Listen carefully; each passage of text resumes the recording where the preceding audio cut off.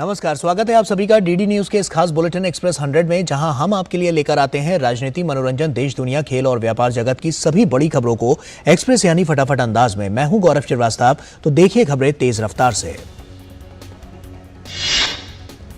एक देश एक चुनाव के लिए सरकार ने एक समिति बनाई है। इसकी घोषणा शुक्रवार को संसदीय कार्य मंत्री प्रहलाद जोशी ने की। कहा कि समिति की रिपोर्ट पहले पब्लिक डोमेन में आएगी, फिर संसद में चर्चा होगी। संसदीय कार्य मंत्री प्रहलाद जोशी ने एक देश एक चुनाव पर बनी समिति के बारे में कहा है कि अभी से घबराने की जरूरत नहीं है। समिति बनाने का मतलब ये नहीं है कि ये कल से ही हो जाएगा। भाजपा के राष्ट्रीय अध्यक्ष जेपी नड्डा ने एक राष्ट्र एक चुनाव का अध्ययन करने के लिए बनी समिति के प्रमुख पूर्व राष्ट्रपति रामनाथ कोविंद से उनके आवास पर मुलाकात की। केंद्र सरकार एक राष्ट्र एक चुनाव का समर्थन कर रही है। उत्तर प्रदेश के मुख्यमंत्री योगी आदित्यनाथ ने एक देश एक चुनाव पर कहा है कि इससे देश में विकास और लोकतंत्र मजबूत होगा। महाराष्ट्र के मुख्यमंत्री एकनाथ शिंदे ने एक राष्ट्र एक चुनाव का स्वागत करते हुए कहा है कि इससे हर चुनाव में जो पैसे खर्च होते हैं उसमें काफी बचत होगी और ये पैसे लोगों की योजनाओं में काम आ सकते हैं।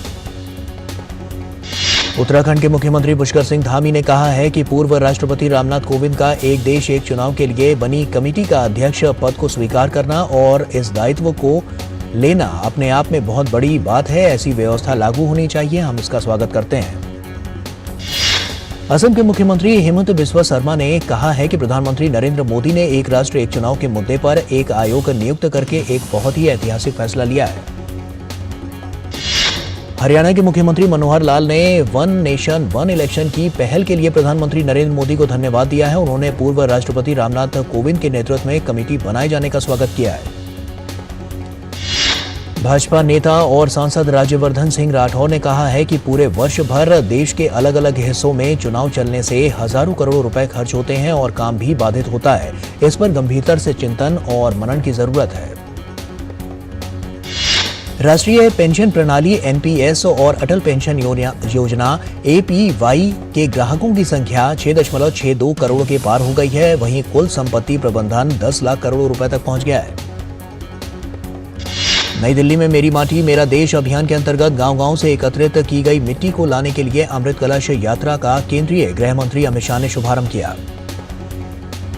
केंद्रीय मंत्री अमित शाह ने कहा कि मेरी माटी मेरा देश अभियान देश के 75 साल की सिद्धियों को बताने वाला है।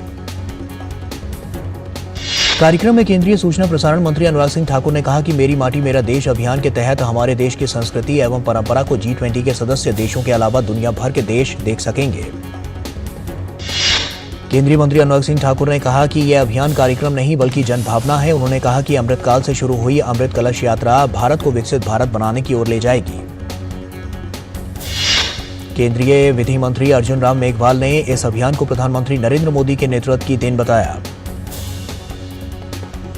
आगामी छत्तीसगढ़ विधानसभा चुनाव को लेकर केंद्रीय गृह मंत्री अमित शाह रायपुर के दौरे पर हैं। अमित शाह शुक्रवार रात रायपुर पहुंचे। हवाई अड्डे पर भाजपा के वरिष्ठ नेताओं ने उनका स्वागत किया।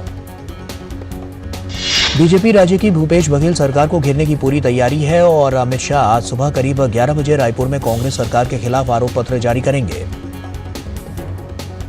गृह मंत्री अमित शाह दोपहर को महासमुंद जिले के सरायपाली में जनजातीय सम्मेलन को संबोधित करेंगे। बीजेपी के राष्ट्रीय अध्यक्ष जेपी नड्डा आज गाजियाबाद के मोहन नगर के एक कॉलेज में मेरी माटी मेरा देश कार्यक्रम का शुभारंभ करेंगे। इससे पहले जेपी नड्डा गाजियाबाद में शहीद मेजर मोहित शर्मा के निवास स्थान पर अमृत वाटिका में पौधारोपण करेंगे। गाजियाबाद के बाद नड्डा राजस्थान दौरे पर रवाना होंगे। सवाई माधोपुर में सत्ता परिवर्तन के लिए बीजेपी की परिवर्तन यात्राओं की शुरुआत करेंगे। बीजेपी के राष्ट्रीय अध्यक्ष जेपी नड्डा सवाई माधोपुर के त्रिनेत्र गणेश मंदिर में परिवर्तन यात्रा को हरी झंडी दिखाकर रवाना करेंगे। चारों दिशाओं से निकलने वाली ये यात्राएं प्रदेश के कुल 200 विधानसभा सीटों को कवर करेगी और इस दौरान चारों यात्राएं कुल 8,982 किलोमीटर का सफर तय करेगी। भारत के पहले सौर मिशन आदित्य L1 की लॉन्चिंग की उल्टी गिनती शुरू हो गई है। आज सुबह 11:50 पर यह मिशन आंध्र प्रदेश के श्रीहरिकोटा से लॉन्च किया जाएगा। आदित्य L1 सूरज की सतह पर coronal heating, coronal mass injection और प्री फ्लेयर और फ्लेयर गतिविधियों को समझने का प्रयास करेगा। सूरज पर आने वाले सौर तूफानों का भी अध्ययन किया जाएगा। इसरो के मुताबिक आदित्य L1 सूरज का अध्ययन करने वाली पहली अंतरिक्ष आधारित लेबोरेटरी होगी और यह पूरी तरह से स्वदेशी मिशन है। इसरो प्रमुख एस सोमनाथ ने मिशन के लॉन्च से पहले तिरुपति जिले के चेंगलम्मा परमेश्वरी मंदिर में पूजा अर्चना की। उन्होंने कहा कि वे अपनी टीम और मिशन की सफलता के लिए तिरुपति में प्रार्थना करने आए हैं। दिल्ली में G20 शिखर सम्मेलन से संबंधित तैयारियों के कारण 1 सितंबर से 10 सितंबर 2023 तक राष्ट्रपति भवन का भ्रमण आम जनता के लिए बंद है। 9 और 10 सितंबर को राजधानी दिल्ली में G20 शिखर सम्मेलन की तैयारी अंतिम चरण में है। राजधानी के सौंदर्यीकरण के साथ साथ सुरक्षा की भी पुख्ता व्यवस्था की जा रही है। मुख्य समारोह प्रगति मैदान भारत मंडपम में हो रहा है। भारत मंडपम G20 का केंद्र है। यही वो जगह है जहां G20 देश और मेहमान देश शिखर सम्मेलन में हिस्सा लेने वाले पहुंचेंगे। G20 के दौरान दिल्ली की सुंदरता को बढ़ाने के लिए NTMC ने अपने क्षेत्र के बिजली के खंभों पर 1200 छोटे LED पैनल और 250 इलेक्ट्रिक बॉक्सों को आकर्षण के रूप में लगाया है। दिल्ली में आयोजित G20 शिखर सम्मेलन से पहले दिल्ली पुलिस के प्रशिक्षु कमांडो के दूसरे बैच द्वारा पुलिस एकेडमी में हेलीकॉप्टर स्लिथरिंग का अभ्यास भी किया जा रहा है। G20 शिखर सम्मेलन के दौरान सुरक्षा व्यवस्था पर दिल्ली पुलिस के विशेष कमिश्नर मधु तिवारी ने बताया है कि G20 शिखर सम्मेलन स्वतंत्र भारत की सबसे बड़ा ये आयोजन है। पुलिस ने इस आयोजन के लिए कड़ी सुरक्षा व्यवस्था की है। मुंबई में महेंद्रगिरी युद्धपोत देश को समर्पित किया गया। उपराष्ट्रपति की पत्नी डॉक्टर सुदेश धनखड़ ने युद्धपोत का शुभारंभ किया। महेंद्रगिरी युद्धपोत का नामकरण ओडिशा के पूर्वी घाट में एक पर्वत शिखर महेंद्रगिरी के नाम पर किया गया। ये प्रोजेक्ट 17 श्रेणी के युद्धपोतों की श्रृंखला का स्टेल्थ युद्धपोत है। इस मौके पर उपराष्ट्रपति ने कहा कि भारतीय नौसैनिक धरोहर के साथ स्वदेशी रक्षा क्षमता से किया गया है इसे निर्मित। पेट्रोलियम और प्राकृतिक गैस मंत्री और आवास और शहरी मामलों के मंत्री हरदीप सिंह पुरी ने दिल्ली के 6 स्कूलों के 200 से अधिक छात्रों के साथ बातचीत की। उन्होंने कहा कि भारतीय अर्थव्यवस्था की ग्रोथ विश्व की अर्थव्यवस्था के मुकाबले बेहतर स्थिति में है। राष्ट्रीय शैक्षिक अनुसंधान और प्रशिक्षण परिषद यानी कि NCERT को डीम्ड यूनिवर्सिटी का दर्जा मिल गया है। NCERT के 63वें स्थापना दिवस के मौके पर शिक्षा मंत्री धर्मेंद्र प्रधान ने यह ऐलान किया। राष्ट्रपति ने नेहरू मेमोरियल संग्रहालय का नाम बदलकर प्रधानमंत्री संग्रहालय करने को मंजूरी दे दी है। 14 अगस्त को इसका नाम प्रधानमंत्री संग्रहालय करने पर सहमति बनी थी। उत्तर प्रदेश के अयोध्या में बन रहे श्री राम मंदिर के निर्माण का कार्य अंतिम चरण में है। अगले वर्ष तक रामलला अपने मूल गर्भगृह में विराजमान हो जाएंगे। श्री राम जन्मभूमि तीर्थ क्षेत्र ट्रस्ट के महासचिव चंपत राय ने कहा है कि रामलला प्राण प्रतिष्ठा महोत्सव को लेकर तमाम सुझाव आ रहे हैं और उन पर गंभीरता से विचार भी किया जा रहा है। और वक्त यहां पर एक छोटे से ब्रेक का है, जल्द लौटते हैं। अर्जुन, एग्जाम्स में you made us really proud. अब आगे क्या सोचा है? पापा, मैंने IIT जाना है और इंजीनियर बनना है। थिंक IIT, थिंक विद्या मंदिर।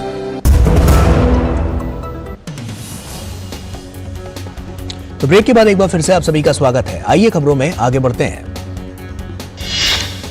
29 अगस्त से शुरू हुए ओणम उत्सव की धूम देखते ही बनती है। केरल के त्रिशूर जिले में ओणम उत्सव के हिस्से के रूप में पारंपरिक लोक नृत्य पालिकाली यहां पर किया गया। राजस्थान के प्रतापगढ़ जिले के धरियावाद क्षेत्र के एक गांव में गुरुवार को विवाहित महिला को निर्वस्त्र कर घुमाने का मामला सामने आया है। मामले में कार्रवाई करते हुए पुलिस ने 3 लोगों को गिरफ्तार किया है। डीजीपी उमेश मिश्रा ने बताया है कि घटना गुरुवार की थी। शुक्रवार को वीडियो के वायरल होने के बाद मामला संज्ञान में आया। बीजेपी के राष्ट्रीय अध्यक्ष जेपी नड्डा ने सोशल मीडिया प्लेटफॉर्म पर एक्स पर कहा है कि प्रतापगढ़ का वीडियो चौंकाने वाला है। इससे भी बुरी बात यह है कि राजस्थान में शासन व्यवस्था पूरी तरह से नदारद है। राजस्थान विधानसभा में उपनेता प्रतिपक्ष सतीश पुनिया ने घटना को हृदय विदारक बताया है। उन्होंने कहा है कि मुझे लगता है कि राजस्थान में कानून व्यवस्था पूरी तरह से बिगड़ गई है। सीबीआई के विशेष न्यायाधीश विशाल श्रीवास्तव की अदालत में चारा घोटाला के 27 साल पुराने और अंतिम मामले के 36 अभियुक्तों की सजा पर सुनवाई हुई। सभी आरोपियों को 4 साल की सजा सुनाई गई। साथ में अधिकतम 1 करोड़ और न्यूनतम 3 लाख तक का जुर्माना भी लगाया गया। मामला डोरंडा कोसागर से 36.59 करोड़ की अवैध निकासी से जुड़ा है। जेडीएस सांसद प्रज्वल रेवन्ना को कर्नाटक उच्च न्यायालय से बड़ा झटका लगा है। कोर्ट ने चुनाव प्रमाण पत्र में गलत जानकारी देने के लिए उन्हें लोकसभा से अयोग्य घोषित कर दिया।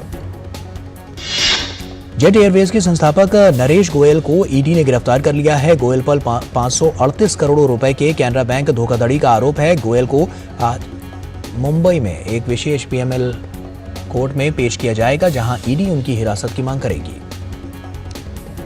हरियाणा के मुख्यमंत्री मनोहर लाल खट्टर ने करनाल में साइक्लोथॉन को हरी झंडी दिखाई। इसका मकसद हरियाणा को नशा मुक्त बनाने और लोगों को नशे के खिलाफ जागरूक करना है। कर्नाटक के मांड्या में किसानों ने राज्य सरकार से तमिलनाडु को कावेरी का जल छोड़ने से रोकने की मांग को लेकर अपना विरोध प्रदर्शन जारी रखा। केंद्रीय नागर विमानन मंत्री ज्योतिरादित्य सिंधिया ने भारतीय विमानन क्षेत्र में वृद्धि की संभावनाओं का जिक्र करते हुए कहा कि अब वैमानिकी कंपनियों के लिए देश में अवसरों का लाभ उठाने का समय आ गया है। केंद्रीय मंत्री ज्योतिरादित्य सिंधिया ने कहा है कि वैश्विक विमानन खंड में भू राजनीतिक मुद्दों और आपूर्ति श्रृंखला संबंधी मुश्किलों के बीच भारत सुरक्षित स्थान में है, जो जोखिमों की भरपाई करने में मदद कर सकता है। आयकर विभाग ने वित्त वर्ष 2022 से 23 में केंद्रीय प्रत्यक्ष कर बोर्ड सीबीडीटी ने कुल 95 एपीए पर हस्ताक्षर किए, जो एपीए कार्यक्रम की शुरुआत होने के बाद से किसी भी वित्त वर्ष में सबसे अधिक है। भारतीय प्रतिभूति एवं विनिमय बोर्ड ने जानकारी देते हुए बताया है कि पूंजी बाजार नियामक सेबी के पूर्णकालिक सदस्य के तौर पर अमरजीत सिंह ने पद संभाल लिया है। भारतीय प्रतिभूति एवं विनिमय बोर्ड सेबी ने बयान में कहा है कि अमरजीत सिंह सेबी के कार्यकारी निदेशक थे। वे अब निवेश प्रबंधन, बाजार मध्यस्थों का विनियमन और पर्यवेक्षण, अंतर्राष्ट्रीय मामलों का कार्यकाल, जांच और मानव संसाधन जैसे विभिन्न विभाग संभालेंगे। भारतीय प्रशासनिक सेवा आईएएस के वरिष्ठ अधिकारी वोमलुनमंग वोलनाम ने नागर विमानन मंत्रालय में सचिव का पदभार ग्रहण किया है। वोमलुनमंग वोलनाम 1992 कैडर के आईएएस अधिकारी हैं। साथ ही विश्व बैंक में कार्यकारी निदेशक के सलाहकार के तौर पर भी सेवाएं दे चुके हैं।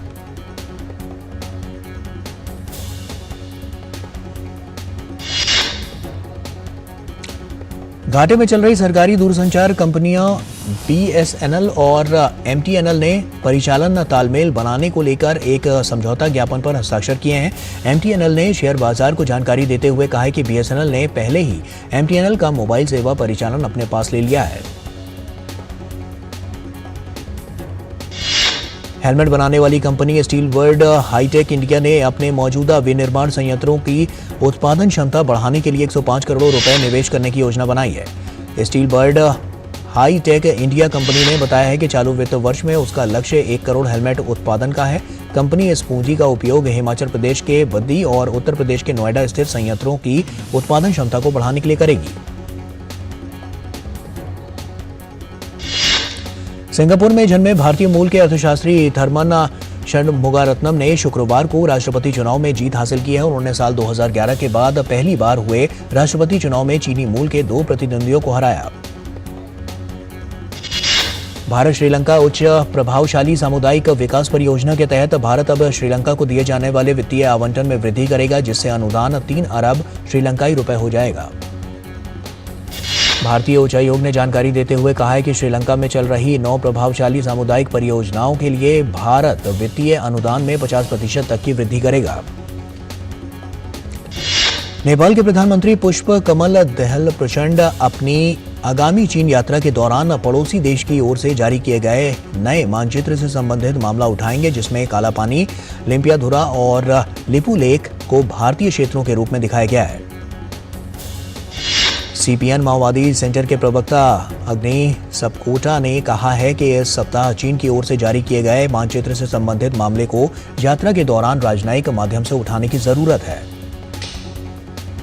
पूर्व राष्ट्रपति डोनाल्ड ट्रंप ने अमेरिकी राष्ट्रपति के लिए रिपब्लिकन पार्टी की ओर से दावेदार बनने की दौड़ में शामिल भारतीय मूल के विवेक रामास्वामी की तारीफ की। रामास्वामी ने अपने पहले रिपब्लिकन प्रेसिडेंशियल प्राइमरी डिबेट के बाद अमेरिकी मीडिया का ध्यान आकृष्ट किया था। पाकिस्तान के निर्वाचन आयोग ने कहा है कि आम चुनाव जल्द से जल्द कराने के लिए निर्वाचन क्षेत्रों के परिसीमन को 30 नवंबर तक अंतिम रूप दिया जाएगा। ताइवान पर हमले के जवाब में अमेरिका ठोस कार्रवाई करेगा। अमेरिकी प्रतिनिधिमंडल ने राष्ट्रपति साई इंग वेन को हथियारों की जल्द आपूर्ति का भरोसा दिया है। पिछले 10 वर्षों से पाकिस्तान आर्थिक संकट का सामना कर रहा है। वहीं 15 दिन में दूसरी बार तेल की कीमतें बढ़ी हैं। पेट्रोल और डीजल की कीमत 300 रुपए के पार चली गई है। यूक्रेन के राष्ट्रपति ने कहा, क्रीमिया सहित रूसी नियंत्रण वाले क्षेत्रों पर कब्जा होने तक शांति वार्ता संभव नहीं। पूर्वी यूक्रेन स्थित रूसी नियंत्रण वाले क्षेत्रों में रूस चुनाव करवा रहा है। वहीं रूसी विदेश मंत्री ने एक बार फिर संयुक्त राष्ट्र में जेलेंस्की के शांति प्रस्ताव को खारिज किया है। टीम सऊदी T20 इंटरनेशनल में सबसे ज्यादा विकेट लेने वाले गेंदबाज बन गए हैं। इंग्लैंड के खिलाफ T20 मुकाबले के दौरान टीम सऊदी ने ये उपलब्धि हासिल की। उन्होंने 141 विकेट के साथ शाकिब अल हसन को पीछे छोड़ा। यूएस ओपन के पुरुष युगल में भारत के रोहन बोपन्ना ने तीसरे दौर में जगह बना ली है। बोपन्ना और ऑस्ट्रेलिया के उनके जोड़ीदार मैथ्यू एम्डन ने दूसरे दौर में रोमन और एंड्री गोलुबेव को उनकी जोड़ी को 6-3, 6-3 से शिकस्त दी। यूएस ओपन के महिला एकल में शीर्ष वरीयता प्राप्त ईगा श्वांतेक ने अपनी जीत के सिलसिले को बरकरार रखते हुए चौथे दौर में स्थान बना लिया है। श्वांतेक ने तीसरे दौर में स्लोवेनिया की काजा जोआन को सीधे सेट में 6-0, 6-1 से हराने में सफलता पाई। डेनमार्क की कैरोलाइन वोजनिएकी ने यूएस ओपन में अपने शानदार सफर को जारी रखते हुए चौथे दौर में प्रवेश कर लिया है। वोजनिएकी ने तीसरे दौर में अमेरिका की जेनिफर ब्रेडी के खिलाफ 3 सेट में 4-6, 6-3, 6-1 की संघर्षपूर्ण जीत हासिल की।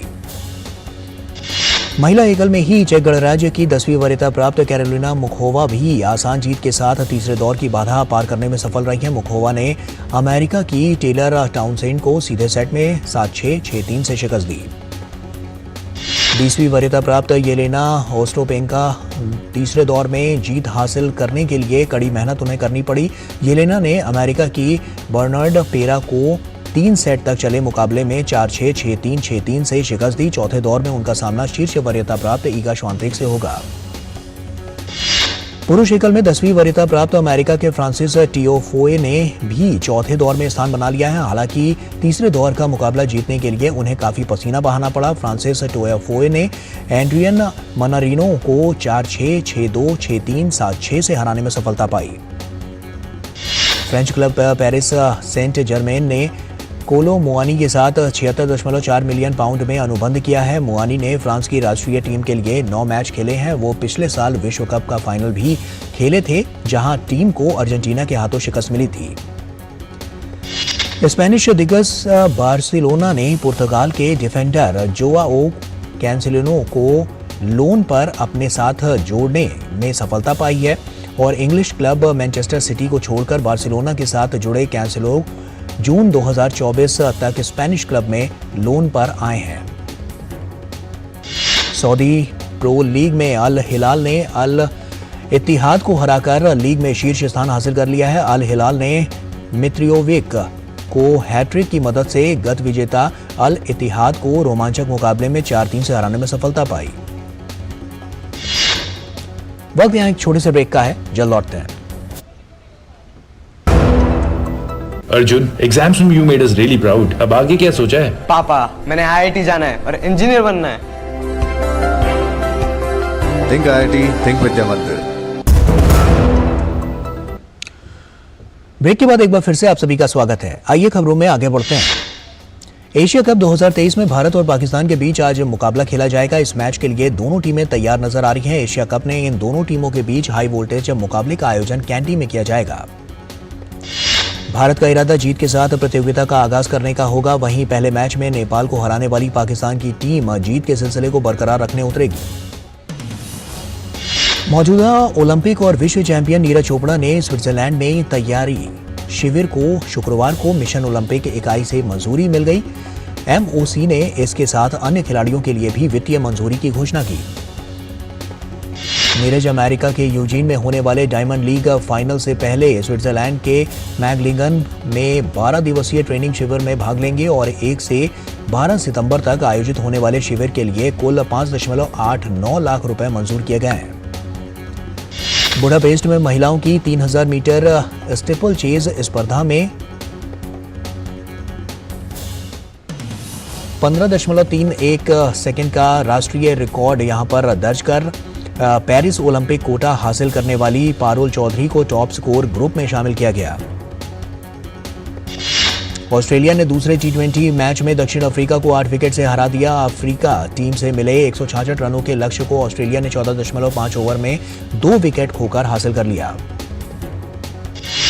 ऑस्ट्रेलिया के मैथ्यू शॉर्ट ने 30 गेंद में 66 रन और मिशेल मार्श ने 39 गेंद में नाबाद 79 रन की पारी खेली और इस जीत के साथ ही ऑस्ट्रेलिया ने T20 सीरीज पर कब्जा कर लिया। सीरीज का तीसरा मैच रविवार 3 सितंबर को खेला जाएगा।